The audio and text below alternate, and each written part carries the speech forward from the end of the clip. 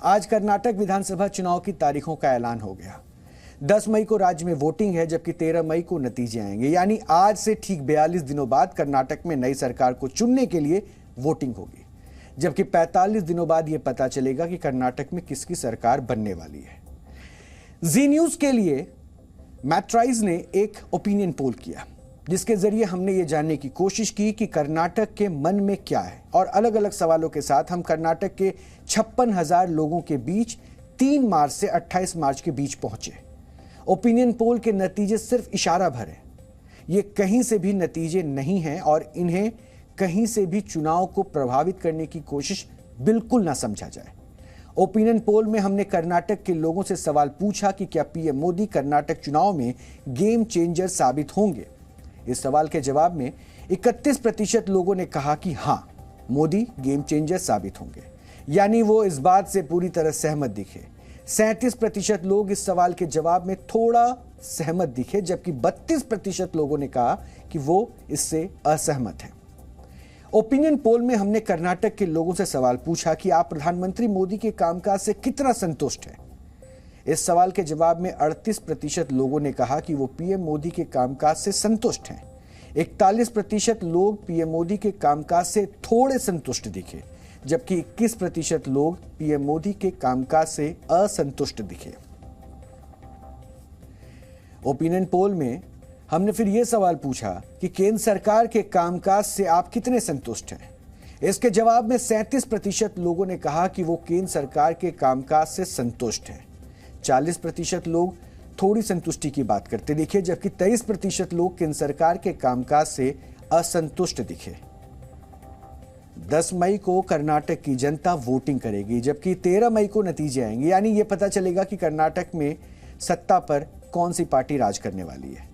Opinion poll में हमने कर्नाटक की जनता से राहुल गांधी को लेकर भी सवाल पूछा, और ओपिनियन पोल में सवाल पूछा गया कि राहुल गांधी की भारत जोड़ो यात्रा से कांग्रेस को कितना फायदा होगा।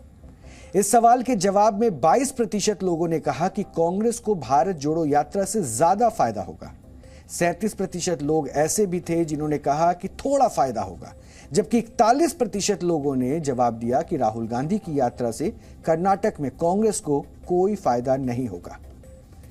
जी न्यूज के लिए मैट्राइज ने ओपिनियन पोल किया है, जिसमें हमने कर्नाटक की जनता के मन की बात जानने की कोशिश की, और हम फिर कह रहे हैं कि ये कहीं से भी नतीजे नहीं हैं और इन्हें कहीं से भी चुनाव को प्रभावित करने की कोशिश ना समझा जाए। ये सिर्फ एक अनुमान है। कर्नाटक में इस बार चुनाव बेहद दिलचस्प है। बीजेपी और कांग्रेस में इस बार कांटे की टक्कर मानी जा रही है, और बीजेपी ने 2021 में बीएस येदियुरप्पा को हटाकर बसवराज बोम्मई को कर्नाटक का मुख्यमंत्री बनाया था। ओपिनियन पोल में हमने कर्नाटक के लोगों से सवाल पूछा कि क्या येदियुरप्पा की जगह बोम्मई को सीएम बनाने से बीजेपी को फायदा होगा। इस सवाल के जवाब में 31% लोगों ने कहा कि इससे बीजेपी को फायदा होगा। 48% लोगों ने कहा कि इस कदम से बीजेपी को थोड़ा फायदा होगा, जबकि येदियुरप्पा की जगह बोम्मई को सीएम बनाने से नुकसान होगा। ये 21% लोगों की राय है। ओपिनियन पोल में हमने यह भी पूछा कि आरक्षण में बदलाव के फैसले से बीजेपी को फायदा होगा क्या।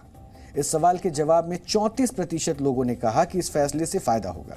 43% लोगों ने राय दी कि आरक्षण में बदलाव से बीजेपी को थोड़ा फायदा होगा, और 23% लोगों ने कहा कि आरक्षण में बदलाव से बीजेपी को नुकसान होगा।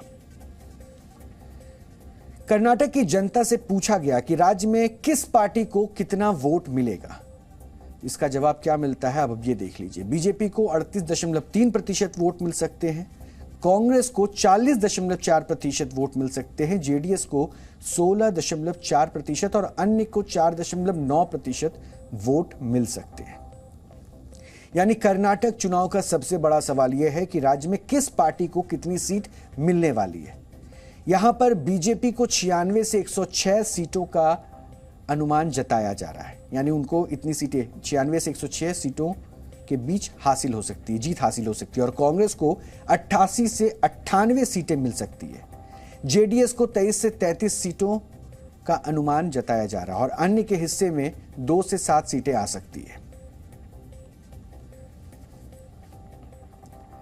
इस ओपिनियन पोल के जरिए हमने जनता के मन को टटोलने की कोशिश की। जनता ने अपने मन की बात बताई, लेकिन असली नतीजे 13 मई को आएंगे।